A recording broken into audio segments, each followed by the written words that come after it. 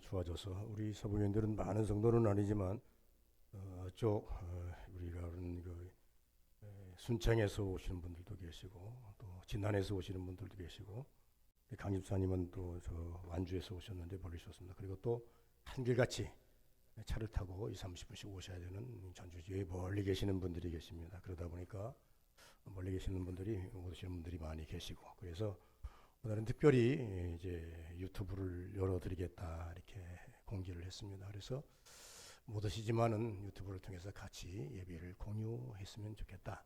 유튜브를 공유하기로 했고, 오늘 열어서 지금 같이 예배에 많은 분들이 동참하는 줄로 믿고 있습니다. 제가 오늘 이 본문 말씀을 가지고 나온 것은 앞으로 다음 주 지나고 나면 25일 성탄절이 옵니다. 성탄절 한날 예수 그리스도의 그 산생을 우리가 의미를 조명하는 것보다야 이 말씀을 좀 더 깊게 생각하면서 오늘 이 성탄절 때 많이 들고 나오는 이 말씀을 제가 먼저 들고 나왔고 다음 주도 맞이하겠습니다만은 그렇습니다. 오늘 이 성경에 보시면 이 성경 속에 본문 속에 우리 장로님이 봉독한 성경 말씀에 보시면 주목할 만한 단어가 두 가지가 있다 그랬죠. 제가 설교도 했습니다마는 28절 그에게 들어가 이르되 은혜를 받은 자여, 그에게 들어가 이르되, 그가 누굽니까? 마리아이죠. 마리아에게 들어가셔서 그 심령에 들어가셔서 마음의 음성을 주시기를 은혜를 받은 자여라고 말씀을 합니다. 제가 항상 우리 서부교인들에게 강조하는 것이 있습니다. 주님이 여러분의 심령에 오시길 수 있도록 모든 조건을 갖추시라. 그러면 주님이 언제라도 여러분 심령에 들어가셔서 마리아에게 남겼던 멘트처럼, 누구에게 남겼던 멘트처럼 여러분의 마음에 감동을 주실 것이다. 그때 그 음성을 들을 수 있는, 세미한 음성이라도 들을 수 있는 영성을 준비하시라. 그래서 이 영성이 열린 자만이 음성을 들을 수 있고 예수님이 오신 것을 알 수 있다 이렇게 말씀했습니다. 또 나가서 30절에도 보니까 무서워하지 말라. 내가 하나님께 은혜를 입었느니라. 하나님께서 들어가셔서 첫 번째 감동을 주었지만 이 마리아가 이것이 무엇인가 해서 아직도 두렵고 떨림으로 있을 때에 다시금 그 속에 들어가셔서 그 마음을 일으키시면서 은혜를 입은 자여 뭐라고 합니까? 내가 무서워하지 말라. 내가 은혜를 입었느니라. 여러분, 성령님이 내 안에 들어오시면요, 내가 진정될 때까지, 내가 평안을 찾을 때까지 계속 나를 어떻게 하십니까? 이끌어 가시고 총용해 주십니다. 이 은혜가 우리 서복의 모든 성도들에게 임재하시기를 주의 이름으로 축복을 드립니다. 축복을 드립니다. 그래서 성령이 여러분의 심령에 오셔서 여러분들을 계속 눌러주셔야 됩니다. 불안 마음을 눌러주시고 괴로운 마음을 눌러주시고, 그래서 그것이 다 떠나고 그 마음에 평강이 임재할 수 있는 그 은혜가 우리 서부교인들에게 임해야 내가 정말로 신앙생활을 잘하고 있구나, 하나님이 나를 사랑하고 있구나, 하나님이 나와 함께하고 있구나라고 하는 것을 느끼게 되더라고 하는 것입니다. 오늘 이 큰 틀에서 본다고 한다면 제가 이 성경 설교 제목은 예수를 가진 우리입니다. 성경 역사는 하나님의 역사이지요, 사람의 역사가 아닙니다. 하나님이 하시는 일을 누가 어떻게 실행할 것인가, 그것은 사명입니다. 그러니까 어떤 자는 예수가 이 땅에 태어나는데 일조하는 사명을 가진 자, 오늘 같은 경우는 마리아이겠죠. 다 각자 사명이 다르다 그 말입니다. 그러면서 역사는 하나님이 써 가시지만 어느 때 누구를 쓰시는가? 우리 서부교인들은 다 역사의 한 페이지, 교회의 역사 한 페이지를 써 가시든지, 가정사의 역사의 한 페이지를 써 가시든지, 교회사의 역사의 한 페이지를 써 가시든지, 역사의 한 페이지를 써갈 수 있는 주인공 또한 되시기를 주의 이름으로 축원드립니다.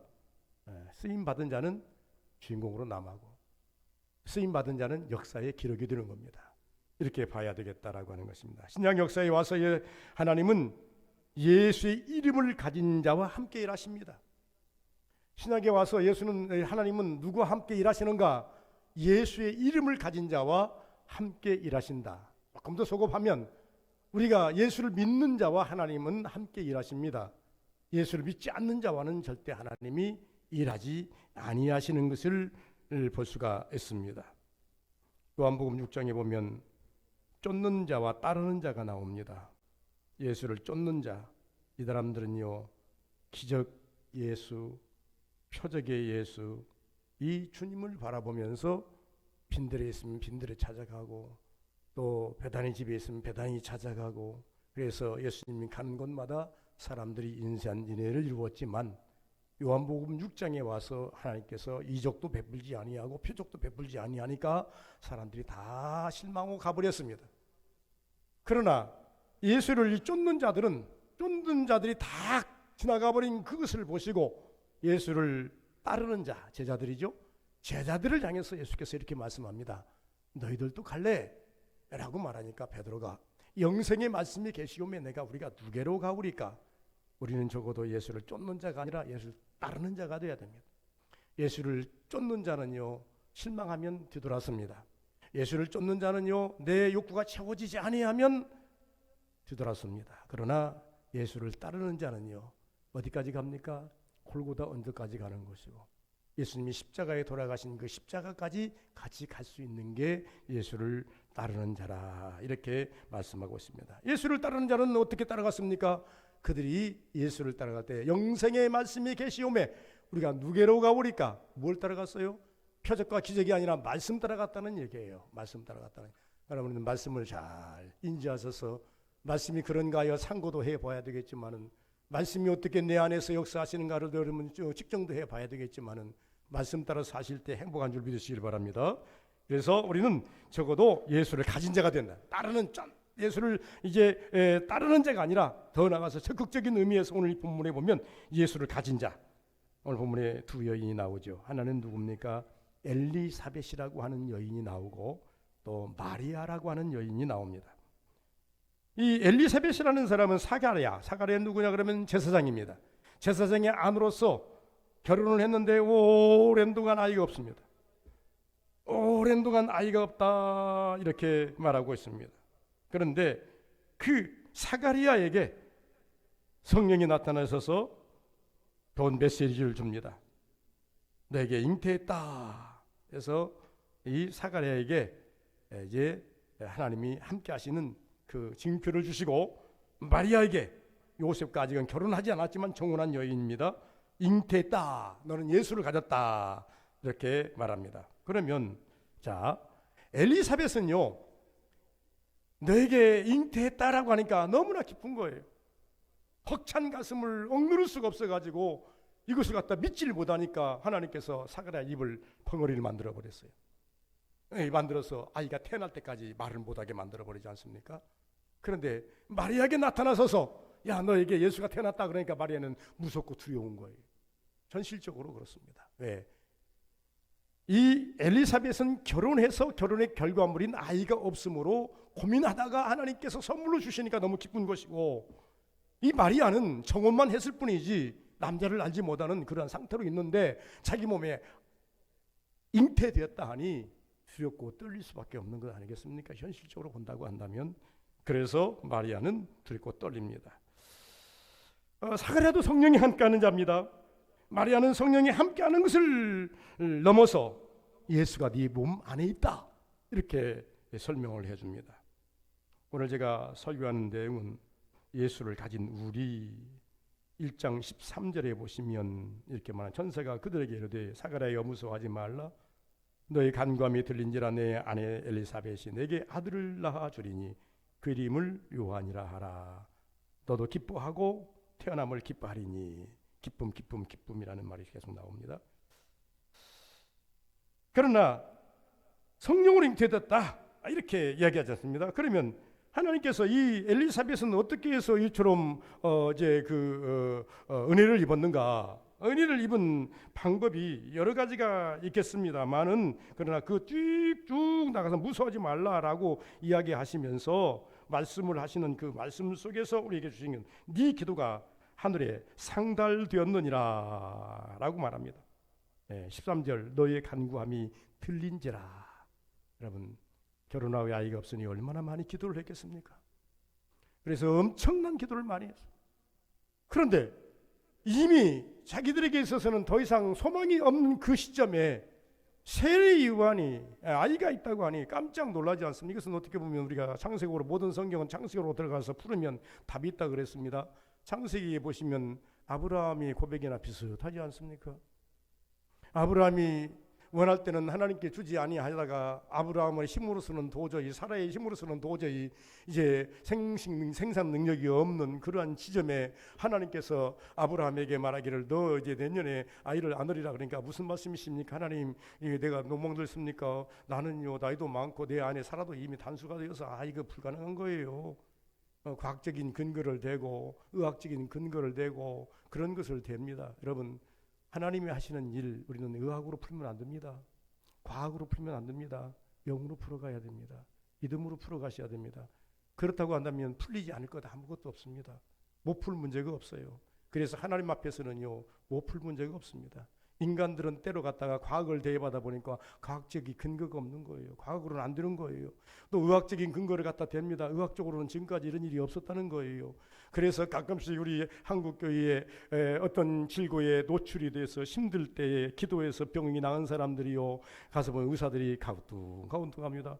이건 분명히 지난번에 나타났을 때는 이건 절대 못 사는 병인데 어떻게 살았을까, 어떻게 살까 이렇게 생각합니다. 지난주 우리 박순희 권사님이 열심 때문에 제가 열심히 이제 박순희 권사님 고향 집에 친정 아집 집에 자주 가는데요.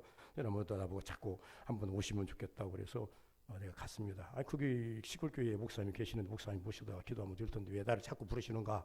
근데 그 인연이 있습니다. 인연은 뭐냐 그러면 10년 전인가요? 10년 좀 넘으셨나요? 어머니가요. 그때 당시에 모든 것이 다 다운이 되어 버렸습니다. 완전히 다 다운되어 가지고 의사들도 죽는다라고 얘기를 했습니다. 그래서 내가 이제 같이 저 성모병원에 신방을 하고 또 나왔을 때 같이 기도하고 여러 번 왔다 다니면서 내가 기도하면서 이게 제가 감동을 받은 것이 하나 있었습니다. 그래서 권사님, 집사님이시죠. 집사님 내가 이렇게 했습니다. 집사님 몇 년은 더 살고 싶으신가요? 그래서 하나님께 기도해 봅시다. 10년만 더 살게 해달라고 하나님께 기도합시다. 그때 당시는 10년이 아니라 1년도 살 소망이 없었어요. 저는 하나님께 10년을 기도하랍니다 하고 기도했는데 그때 저차 나으셔가지고 아주 활발하게 건강하게 살았습니다. 나만 보면 목사님 때문에 나 살았어요. 그런데 나 때문에 살았겠습니까? 하나님의 은혜죠. 하나님의 은혜죠. 단지 제가 발견한 것은 뭐냐 그러면 기도하면서 감동으로 느낀 건 뭐냐 그러면 하나님이 살려주시겠다. 살려주시는데 제가 생각할 때는 지금 나이가 이만큼 됐으니 80 넘어서 하나님께 부르시면 서운함이 없지 않겠느냐. 그래서 10년이라는 세월을 제가 대입해서 10년 동안 10년만 하나님께 살게 해달라고 우리 같이 기도합시다. 그렇게 이야기했던. 근데 그 은혜를 받은 분이시라서 그냥 수없이 저를 갖다가 식사를 대접하겠다고 저를 찾아요. 왜 그러냐면 저 얼굴을 보면 아마 좀 힘이 생기는가 봐요. 그래서 기도해 주면 좀 힘이 좀 생기는가 봐요. 그래서 이제 아버님 때문에 이렇게 가보자고 그래서 갔습니다. 90이 넘으신 어르신인데 병원에도 가보고 그랬습니다만은 우리는 과학으로 대입하면 안 됩니다. 신앙은 영으로 푸는 것입니다. 영으로 되느니라.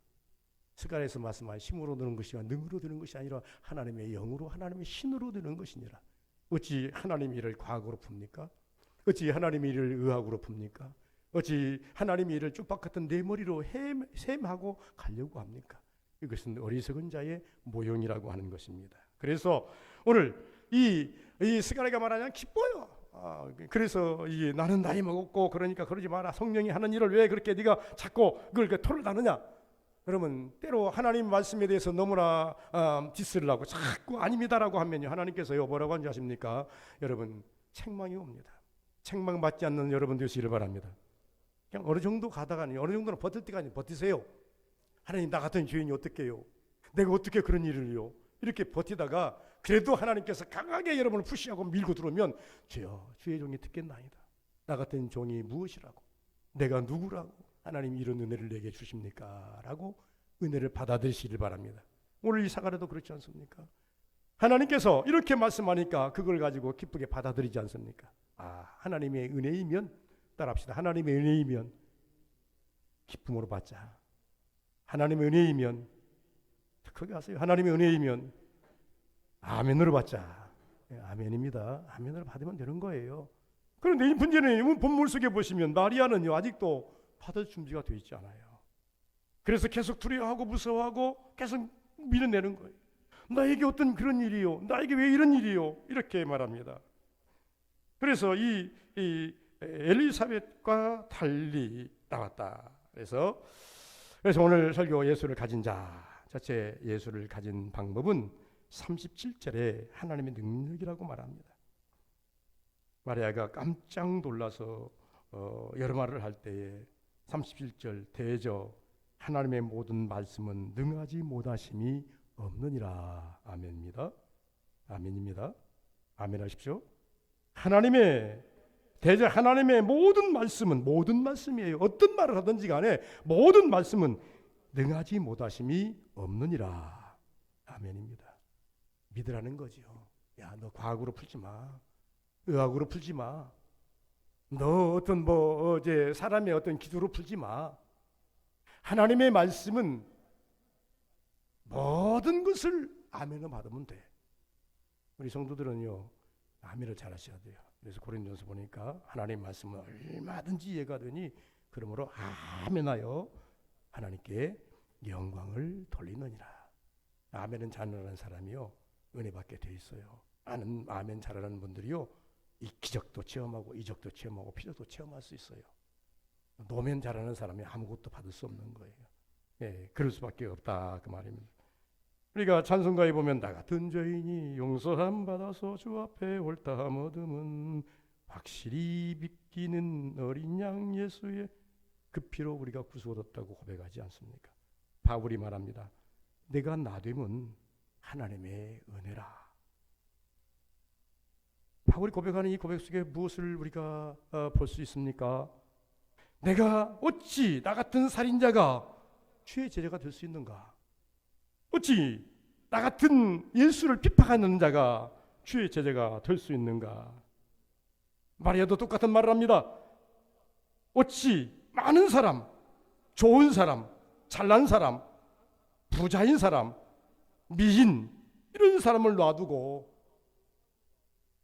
이스라엘 안에서 이사야가 말한 것처럼 흠모할 만한 아무것도 없는 그러한 DNA를 가지고 태어날 예수를 이 땅에 보내야 할 육은 마리아의 그 DNA밖에 더 가지고 옵니까? 영이야 하나님의 것이지만 예수는 영이야 하나님의 것이지만요, 육체의 DNA는요 마리아밖에 없어요. 요셉하고는 아무 상관이 없어요. 그러니 예수의 그 육체의 모습은요 마리아의 형상과 비슷한 거예요. 그런데 이사야는 뭐라 그랬어요? 예수를 갖다가 이게 인간적으로 바라봤더니 흠모할 만한 것이 아무것도 없다는, 키가 크기를 한가, 잘생기기를 했는가, 잘나기를 했는가, 아무것도 없다. 사람들이 멸시하기 아주 좋은 그러한 컨셉이다. 그 말은 한마디로 말해서 마리아가 그러한 사람의 일종이라는 겁니다. 그래서 마리아가 하나님께 자꾸 한가하는 거예요. 왜? 나 같은 사람. 세상에는 좋은 사람도 많고 잘난 사람도 많고 부자도 많고 미인도 많고 잘난 가정의 사람도 많은데 나같이 아주 천한 나 같은 사람을 왜 주님께서는 나에게 이런 은혜를 주십니까? 어찌하여? 라고 말하는 것을 볼 수가 있습니다. 이거 하나님의 능력이라고 하나님은 조용히 마리아에게 마음을 움직여 주십니다. 37절의 말씀이 있지 않습니까? 이거 하나님의 능력이다. 너와 상관없다. 하나님의 일은요 부와 상관없이 일하십니다. 잘나고 못난과 상관없이 일하십니다. 미인이고 미인 아니고를 떠나서 상관없이 일하십니다. 세상적으로 본다면 잘난 사람이 일하는 일 같으면 우리 같은 사람이 어떻게 일을 할 수 있습니까? 더 많은 사람만 일할 수 같으면 우리 같은 천민들은 어떻게 일을 합니까? 하나님은 그렇게 하지 않더라 그 말입니다.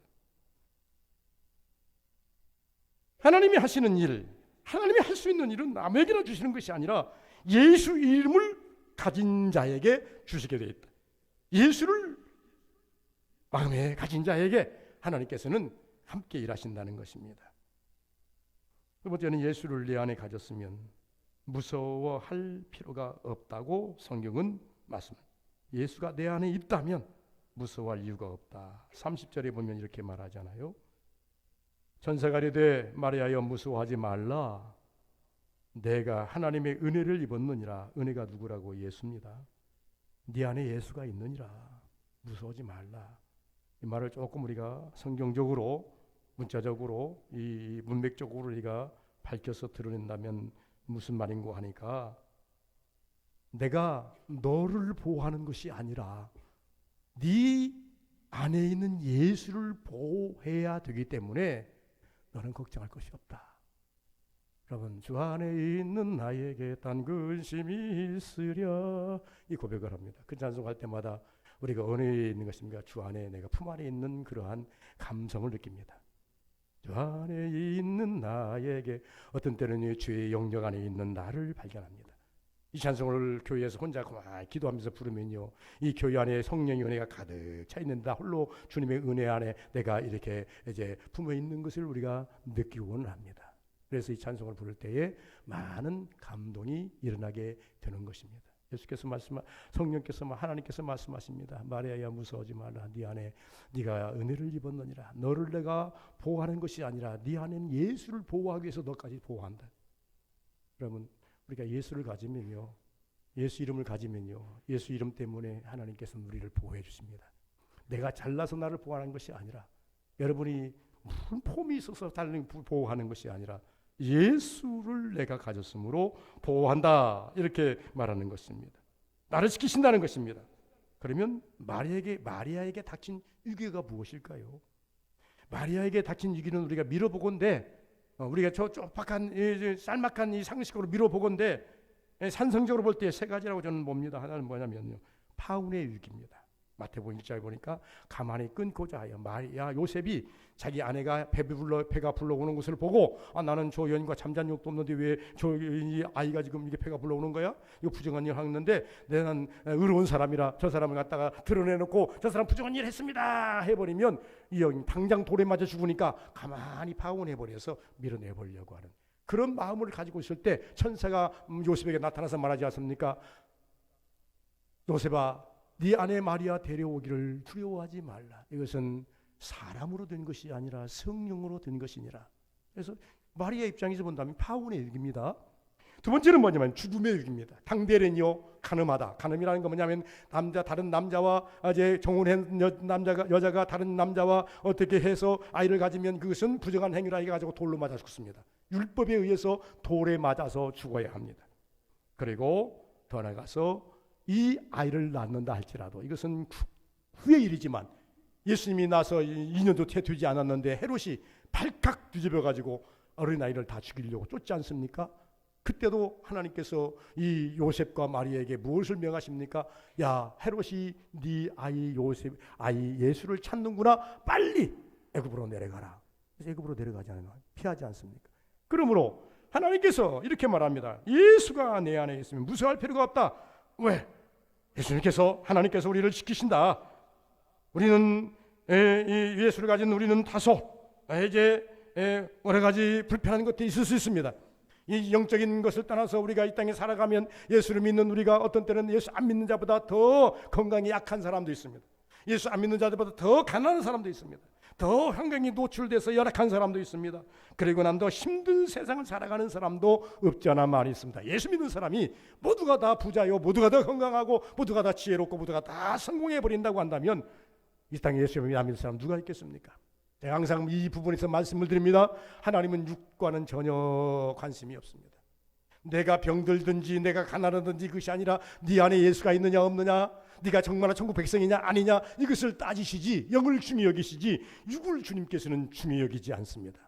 단지 내 육을 도모하기 위해서 우리가 하나님께 기도하면 하나님께서 그 기도를 들어 응답해 주셔서 그 환경을 어떻게 합니까? 좋게 해주십니다. 질병에서 건강으로, 가난에서 부로, 그리고 묶인 것에서 풀림으로, 이렇게 하나님께서 해주시는 방법이 은혜의 방법입니다. 그것은 오로지 우리가 하나님 앞에서 얼마나 열심히 기도하느냐. 오늘 앞에서 나온 사가랴처럼 너희 간구가 내게 들린지라. 얼마나 고통스럽습니까? 결혼했는데 이미 자기들이 있는 생산 능력이 다 할 때까지 아이가 없으니 이들에게 얼마나 고통스러웠겠습니까? 포기했지 않습니까? 우리에게는 이런 은혜가 없었나 보다. 그런데 하나님께서 말합니다. 너희 간구가 내게 들린지라. 내가 너에게 세례 요한을 허락한다. 엄청난 세례 요한은요, 여자가 낳은 자 중에 최고라 그랬어요. 최고의 선물을 나중에 안겨주지 않습니까? 그래서 예수를 가진 우리라고 한다면 여러분 두려워할 것, 무서워할 것 없습니다. 주 안에 있는 나에게 딴 근심이 있으면 되겠습니까? 주 안에 있는 나에게 딴 고민이 있으면 되겠습니까? 염려가 있으면 되겠습니까? 주께 맡기시는 은혜가 있으시기를 주의 이름으로 축원을 드립니다. 너는 너를 통해서 무궁한 역사가 이루어져진다 이렇게 말씀하고 있습니다. 이 영향력이지요. 예수가 너를 마리아를 통해서 나오지만 그를 통해서 수많은 세상의 영혼들이 왕같은 제사장으로 나온다는 것입니다. 점진적인 예수님에 대해서도 설명을 하고 있는 것입니다. 다시 말하면 예수께서 말하는 너를 통해서 무궁한 역사, 이게 정말로 우리 캐톨릭에서는 이 성모 마리아를 대단히 위대하게 보지 않습니까? 이 위대하게 보는 이유는 뭐냐면 이 땅의 구원자인 예수를 그 몸을 통해서 이 땅에 이제 잉태케 해서 이 땅에 태어나게 했기 때문에 성모 마리아를 대단한 이제 공로자로 보고 대단한 위치에 놓고 그를 보고 있지 않습니까? 성경도 이 마리아에 대해서 이제 우리 개신교는 뭐 캐톨릭처럼 그렇게는 하지 않지만은 이 마리아에 대해서 많은 예찬을 많이 합니다. 너를 통해서 성경도 말 너를 통해서 예수가 나오리라. 그 예수가 누군 줄 아느냐? 너는 고통스럽겠지만 예수님 나오고 난 다음에 우리가 좀 더 나간다면요 어떻게 합니까? 예수가 십자가에 달려 죽는 모습도 그 현장에 보지 않아요. 이 십자가 밑에서 예수께서 말합니다. 여자야 울지 마라. 옆에 있는 요한이 당신의 아들이니다. 요한아 네 옆에 있는 그 마리아가 네 어머니니라. 예수께서 십자가에 달리시면서 아들이 죽는 그 모습을 바라보는 그 어머니의 비통한 심정을 위로하면서 죽지 않습니까? 얼마나 고통스럽습니까? 그러나 성령은 하나님은 마리아를 통해 이렇게 말씀합니다. 네가 고통스러울 거다. 예수를 가졌으므로 고통이 올 거다. 예수를 가졌으므로 내가 힘들 거다. 그러나 영적으로 바라봐라. 영적으로 바라본다면 그 뒤가 확 열려 있다. 우리는요 이제 육적으로 바라보면 답답하면 영적으로 열린 문을 바라볼 수 있는 지혜도 있어야 될 줄 믿습니다. 누가 많이 그걸 볼 수 있습니까? 참 답답한 신앙인들은요 현장만 봐요. 그러고 난 다음에 염려하고 걱정하고 이걸 돌파구를 찾지 못하고 그렇습니다. 그런데 믿음의 사람들은요 여러분 열린 문도 볼 수 있는 그런 영적인 지혜가 있어야 될 줄 믿습니다. 여러분 제가 이렇게 말합니다. 저희 집에 우리 어머님이 신앙을 가지고 시집을 오셨어요. 유혹에 쪄들어 있고 제사에 아주 남의 집 제사까지 전부 다 가져다가 제사를 드리는 우리 할머니 밑에서 그 신앙을 지키기 위해서 얼마나 고군분투하고 날마다 울면서 기도하는지 몰라요. 그런데 그 결과물이 오늘 우리 어머니는 돌아가셨지만은 저도 목사가 됐지 않습니까? 아들 셋이 장로지 않습니까? 또 더 나가서 또 이제 내 아들이 목사니까 아들이 그 안에서 주렁주렁 내 믿음의 열매들이 주렁주렁 나오지 않습니까? 그 하나만 볼 것이 아니라 그 뒤에 열린 것을 볼 수 있어야 된다 그 말은. 하나님께서 말합니다. 마리아야, 예수가 네 안에 있는 고통스러운 예수만 볼 것이 아니라 이를 통해서 인류가 구원 얻는 것을 볼 수 있어야 된다. 여기가 지금 되면 여러분 위로가 될 줄 믿습니다. 현상이 답답해도 힘들어도 어려워도 예수를 가진 나에게 이후에 하나님이 나를 어떻게 은혜를 주실 것인가, 능력을 주실 것인가를 생각하면 여러분 위로가 될 줄 믿습니다. 지금 이 본문은요 마리아를 자꾸 위로하는 거예요. 마리아는 지금 급격히 당한 일 때문에 지금 어떻게 할 수가 없는 거예요. 내 힘으로 어떻게 합니까? 성경은 스가랴에서 분명히 말씀했지 않습니까? 이는 힘으로 되지 않고 능으로 되지 않고 하나님의 신으로 되느니라. 제가 이 설교를 이렇게 했습니다. 하나님이 하시는 일, 우리는 여기에 방점을 찍어야 하나님이 하시는 일 어찌 좁박한 머리로 이해하려고 하는가? 우리가 답답한 심령으로 그것을 바라보면서 답답해하는가? 하나님이 하시는 일은 그냥 받으면 된다. 믿으면 된다. 찬송하면 믿으면 되겠네. 주 예수만 믿어서 그 은혜를 힘입고 오직 주께 나가면 영원 삶을 얻네. 우리는 찬송은 열심히 하면서도 때로 거기까지 찬송의 그 내용까지 신앙이 가지 못하므로 항상 염려의 신앙으로 전락하면 되겠냐 그 말이에요. 그래서 마리아에게 계속 하나님께서 계속 위로를 해주시고, 그리고 난 다음에 마리아에게서 어떤 말을 끌어내고 싶은 것입니까? 주여 내가 믿나이다. 주여 내가 아멘. 하나님 감사합니다. 이 말 끌어내고 싶은 것 아니겠어요? 그래서 이제 무관심이 없느니라 하니까 38절 마리아가 이르되 주의 종이 오니 말씀대로 내게 이루어지이다 하매 천사가 떠나니라. 여러분 하나님의 이 부분을 하나님의 설복이라 그러는데, 여러분이 하나님이 주의 영이 하나님이 여러분에게 오셔서 여러분을 설득하실 때에 빨리 아멘할 수 있는 지혜를 가지시길 바랍니다. 빨리 아멘할 수 있어요. 처음에는 받아들이지 못하니까 왜요 하지만 이 성령께서 말하기를 은혜를 받은 자여 내게는 은혜가 임했느니라. 무서워하지 말라. 너와 내가 예수만 너에게 준 것이 아니라 나를 내가 예수를 지키기 위해 너도 내가 지킬 것이야. 걱정하지 마. 이렇게 이야기하는, 그래도 아직 마음이 합당하지 못하니까 계속 고민하고 있으니까 계속 두드리니까 마지막에 믿음이 꽉 채워지니까 이 마리아의 입에서 주의 종이 연 계집지용이 오니 주의 뜻대로 이루어지이다 하니 그때서야 천사가 거기서 안심하고 떠나더라. 여러분, 성령을 근심시키는 여러분 되지 않기를 주의 이름으로 축원드립니다. 믿음으로 받으면 근심하지 않아요. 아멘하면 근심하지 않아요. 그러나 여러분들이 아멘의 시점에 아멘하지 않고 입 딱 다물고 있으면 성령은 계속 여러분 종용하십니다. 여러분들이 믿습니다라고 해야 되는데 믿습니다라는 고백을 하지 아니하면 성령은 여러분을 계속 종용하십니다. 그것이 성령을 근심시키는 일입니다. 성령을 근심시키지 아니하고 성령의 말씀대로 따라 살면 넥스트 다음 것이 열리는 것을 믿으시길 바랍니다. 만약에 그것에 박보상대로 가속 있다고 한다면 진전이 없어요. 신앙은 성장해야 되지 않습니까? 신앙은 앞을 타고 나가야 되지 않습니까? 진전이 없으면 안 된다라 그 말입니다. 예수를 가지면 평안이 복이 와야 됩니다. 여러분, 이 성경에서 지금 말하고 싶은 건 뭡니까? 두 가지로 설명하지 않습니까? 내가 하나님께로 마시기를 평안할지어다. 28절 은혜를 받은 자여 평안할지어다 라고 이야기하지 않습니까? 평안을 우리가 가져야 된다. 평안을 너에게 주노라. 세상이 줄 수 없는, 세상이 어떻게 믿음의 평안을 줍니까?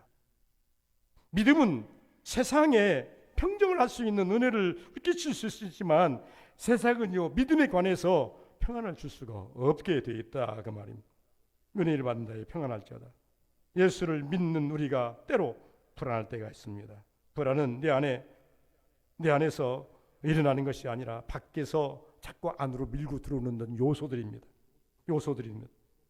못 들어오게 막아야 되는데 막질 못할 때 그런 일이 일어납니다. 그런데 우리가 좀 현상적으로 말한다고 한다면 어둠을 물리치는 것은 그 원리는 빛이라고 그러지 않습니까? 빛이 오면 어둠은 물러가게 되어 있잖아요. 물러갈 수밖에 없지 않습니까? 그런데 우리가 만약에 어둠이 내 안에 들어오면요 5만 가지 생각, 제가 이렇게 생각합니다. 어둠이라는 것을 두 가지로 합니다. 하나는 그림자적인 어둠이 있고 실제적인 어둠이 있습니다. 실제적인 어둠이라는 건 뭡니까? 낮과 밤을 우리가 말할 때 이것을 밤을 어둠이라고 이야기합니다. 그러나 영적으로 우리가 이야기할 때에 사탄의 괴락이라든가 우리가 죄 짓는 일이라든가 이런 것을 가려서 어둠의 역사라고 말을 합니다. 그러면 우리가 죄를 짓고 사탄에게 유혹을 받고 사탄에게 넘어질 때 이것을 물리칠 수 있는 유일한 방법은 빛이신 요한복음 1장에 보니까 빛이 세상에 왔으되 이 빛, 예수 그리스도의 빛, 독생자의 빛, 이 빛을 내 안에 들어오면 내 마음이 밝아지잖아요. 그러면 지금 천사가 와서 마리아에게 하는 말씀이 무엇입니까? 너 안에 빛이 들어와 있느니라. 그런데 왜 어두운 구석을 바라보면서 왜 두려워하고 있느냐? 네 안에는 이미 어둠이 다 떠났다. 네 안에는 이미 어둠이 떠났고 너 안에는 이미 빛이 들어왔는데 왜 그렇게 그걸 가지고 두려워하느냐? 예수를 믿는 나에게는 주님이 내 안에 있다고 한다면 이미 내 안에는 빛이 있는 겁니다. 이미 내 안에는 밝음이 있는 겁니다. 그런데 어찌 자꾸 과거사의 그 어둠을 가지고 우리가 매어서 두려워해야 되는가? 그러면서 이것을 조금 더 전진시키면은 이렇게 말합니다. 예수를 믿는 자에게는 평안을 소유해라. 애써 나는 평안을 구하시길 바랍니다. 평안을 너에게 주노라. 성경이 항상 그럽니다. 하나님은요 우리에게 평강 주시기를 원하십니다. 은혜 주시기를 원한다 그 말입니다. 그래서 29절 처녀가 놀라 말하기를 뭐라고 합니까? 내거 놀라 이 일이 어찌민가? 이건 두려움 아닙니까? 그러나 이것까지도 하나님께서 해결해 주시면서 평강을 가져라. 평안하라. 우리 서부교인들은요 1년 동안 사시면서 평강의 은혜를 찾으셨지만은 일생 동안 하나님께 가는 그날까지 근심 걱정을 뒤로하고 평안이 항상 앞섰으면 좋겠습니다. 평안을 구하는 여러분들 되었으면 좋겠습니다. 일단 가정이 편안해야 됩니다. 내 앉은 자리가 평안해야 됩니다. 그래서 항상 여러분에게 내가 주문하지 않습니까? 여러분 어느 집에 가서 앉으면 어느 휴사의 자리 가든지 어느 모임의 자리 가면 앉으면 제일 먼저 구할 것이 뭐라고요? 평안을 구하시라고. 여러분 내가 앉아있는 순간에 평안하지 못하면요 무슨 일이 일어나는지 모르더라고요. 급작히 어떤 문제 일어나가지고요 그러니까 난리가 나더라고요. 그래서 내가 여기 머무는 동안은 평안해야 되더라고요.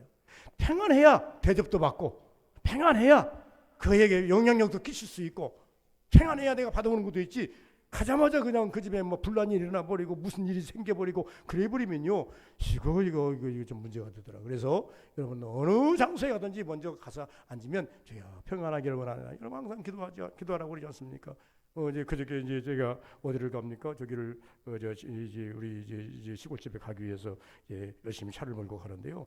무창포 해수욕장, 무창포 이제 쉼터, 졸음 쉼터를 막 지나니까 차들이 깜빡깜빡 막 끼고 있어요. 나도 깜빡하게 끼고 있는데 바로 앞에서 사고가 났는데, 이 사고 나기 전에 하도 이제 이제 졸려서 이제 그 대천 해수욕장에 들어가 가지고 잠깐 이제 소변을 좀 보고 이제 몸 좀 풀고 쭉 나왔어요. 그래 딱 이제 가다 보니까 깜빡깜빡 있어요. 보니까 기껏해야 내 앞에서 한 200m 앞에 사고가 나 있더라고요. 가만히 계산을 해봤어요. 야, 저 내가 화장실 안 가고 그냥 바로 지나갔다라고 하면 지나갈 수 있었는데, 내가 옆에서 이제 군수를 하고 있으니까 우리 사무가 뭐라고 하는지 아십니까? 그 화장실 간 것이 은혜인 줄 알아. 혹시 그 시간과 그 시간이 딱 맞출 수 있어가지고 그럴 수 있어. 그럴 수도 있겠다. 그런데 그래도 하여튼 한 30분 그냥 앉아서 가만히 있어서 기다리다 보니까 쏘가지가 좀 나가지고 저 그래요. 근데 얼마나 사고 났길래 저러는가 그랬더니 차들이 막 엄청 가요. 막 이게 유압차가 가고 119가 가고 큰 차가 가고 적은 차가 가고 메카차가 가고 뭐 그냥 계속 꽥꽥꽥 하는데 웬만한 사고 나가지고는 그렇게 안 가거든요. 이제 소통에 대해서 이렇게 가다 보니까요, 차가 너댓 대가 끊어졌는데 완전히 차가 붙어버린 차도 있고, 아, 저 사람 이 차는 죽었겠구나. 완전히 반파된 차도 있고 떨어져 나간 차도 있고 그 차도 있고, 이야 참 그러더라고요. 내가 가는 길에 평안이 사라지더라고요. 여러분, 그래서 우리가 운전대에 앉아서 하나님께 먼저 평안을 구하는 이유가 그거예요. 주여, 내가 하나님 내 목적지 여기까지 가는 곳에 평안이 임재하기를 원합니다. 내가 여기 이 집에 잠깐 머무는 가정 속에 평안이 임재하기를 원합니다. 내가 앉아있는 이 회사에 오늘 하루가 평안이 임하기를 원합니다. 여러분, 오늘 저 교회 오셨습니까? 서북이 와서 하나님 아버지 내가 머무는 동안 평안이 임하기를 원합니다. 평안해야 뭐가 임합니까? 은혜가 임해요. 마음이 불안하거나 여러분 여기 일들이 막 일어나면요, 여러분 평안은 사라져버리고 불안한 것입니다. 그 은혜가 예수를 가진 우리, 하나님의 은혜를 더욱더 체험할 수 있는 우리 서북인 다 되시기를 주의 이름으로 축원을 드립니다. 거룩하신 아버지 감사합니다. 은혜롭기를 원합니다. 능력 있기를 원합니다.